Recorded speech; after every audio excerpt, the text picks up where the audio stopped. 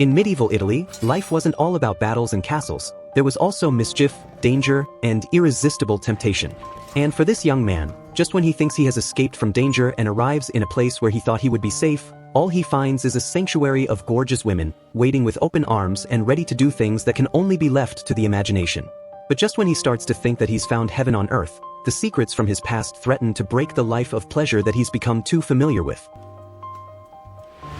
The story opens with a man named Lorenzo, frantically running through the streets as a group of men chase him down. We later learn that Lorenzo is a gambler who recently defeated Gino Gerbino, who is a powerful figure with a dangerous reputation in that area. Gerbino doesn't take well with losing and he has ordered his men to kill Lorenzo. Fortunately, Lorenzo manages to defeat the men in a sword fight and escape. But the following day, his friends warn him that staying in town will only put his life at risk, as Gerbino's men are still searching for him. So, left with no other choice, Lorenzo is forced to leave town on his horse. Meanwhile, the narrative shifts to a young woman named Pampinea, who is the princess of the town and has only recently lost both her parents to the plague.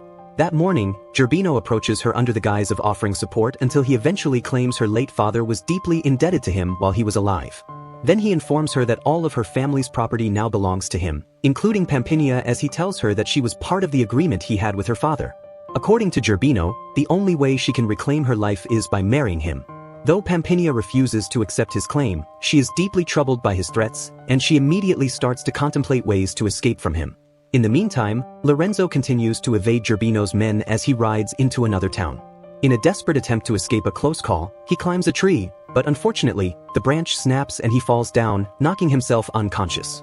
Soon, a group of nuns finds him and carries him to their convent. They had mistaken him for a deaf and dumb, as he couldn't utter a word. They even consider him to be heaven sent to replace their last gardener, who was also deaf and dumb. So, they allow him to remain at the church, and the curious nuns immediately start playing with his body. Recognizing this as an opportunity to hide from his pursuers, Lorenzo plays along with the deception. And as he adjusts to his new surroundings, Lorenzo attracts the attention of several nuns who were intrigued by his presence. Seeing a young man after so many years in the convent brought out the several longings in the nuns, and they couldn't take their hands off him, as they even offered to bathe him naked. At about that same time, Pampinea was still looking to find a way to protect herself from Gerbino's advances. So her close friends advise her to disguise herself as a nun and hide in the convent until her true fiancé, Prince Dzerzhinsky of Russia, arrives in a few days. So she follows their advice as she adopts the disguise and enters the convent. There, she sees Lorenzo for the first time. When she asks who the young man was, the nuns introduce him to her as their deaf and mute gardener. Intrigued by his presence, Pampinea begins observing him closely. And while Lorenzo continues living at the convent under the disguise, Pampinea notices how the nuns flock round him, as she even sees Lorenzo following one of the nuns into the bushes to have a private time with her. Days later, Pampinea's real fiancé, Prince Dzerzhinsky, finally arrives at the palace to fulfill the marriage arrangement he had with her father. But instead of meeting Pampinea and her father, he encounters Gino Gerbino, who claims that Pampinea is set to marry him, as he orders the prince to return to Russia immediately. Furious and feeling humiliated, Dzerzhinsky storms out.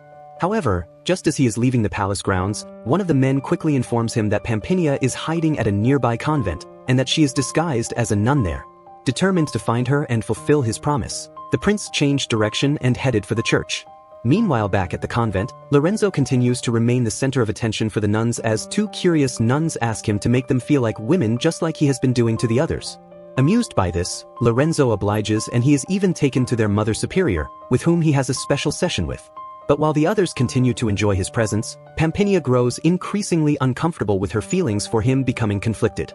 So, the next day, she decides to confront him directly as she approaches Lorenzo. Her face was veiled when she entered, and thinking she is one of the nuns who is there for fun, Lorenzo allows himself to be blindfolded, as Pampinea kisses him tenderly, and eventually admits her feelings for him.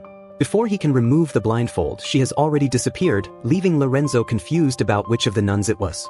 Now totally filled with jealousy and not wanting him to continue this way, Pampinea decides to expose Lorenzo, as she tells the Mother Superior that he is not truly deaf or mute, claiming she overheard him singing in the garden.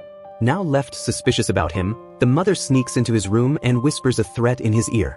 Terrified by what he heard, Lorenzo shouts and jumps in fear, as his lies are finally exposed. Enraged at his deception, the mother immediately expels him from the convent. Shortly after, Pampinea decides to return to the palace, and on her way, Lorenzo catches up to her and pleads to join her, as he tells her that he has no home at the moment. Pampinea eventually agrees for him to ride with her, as this has been what she had secretly hoped for. Meanwhile, as Prince Dzerzhinsky journeys to the convent, he finds one of Pampinea's friends named Elisa bathing in the waters. When he introduces himself as the Russian prince who was going to find Princess Pampinea, Elisa jokingly introduces herself as the princess that he is looking for. The prince is immediately captured by her beauty as she walks out of the water, and he immediately believes that she is really the one. Overjoyed, they kissed and even shared an intimate moment together. In the meantime, Pampinea arrives at the palace and invites Lorenzo to stay there for the time being. That evening at dinner, Lorenzo confesses something to her. He tells her that he has recently fallen deeply in love with a mysterious nun who once kissed him at the convent.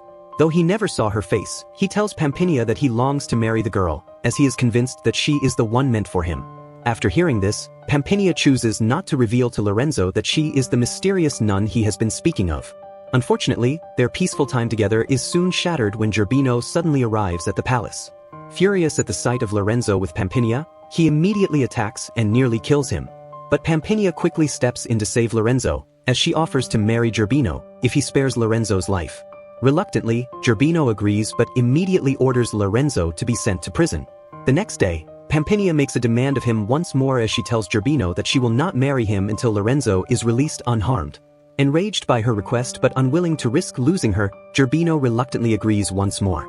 And when Lorenzo is freed, Pampinea tells him to leave and search for the love he claims to have found. However, unknown to Pampinea, Gerbino had secretly ordered his men to escort Lorenzo out of town and kill him along the way. But the plan backfires when Lorenzo fights back and kills them both.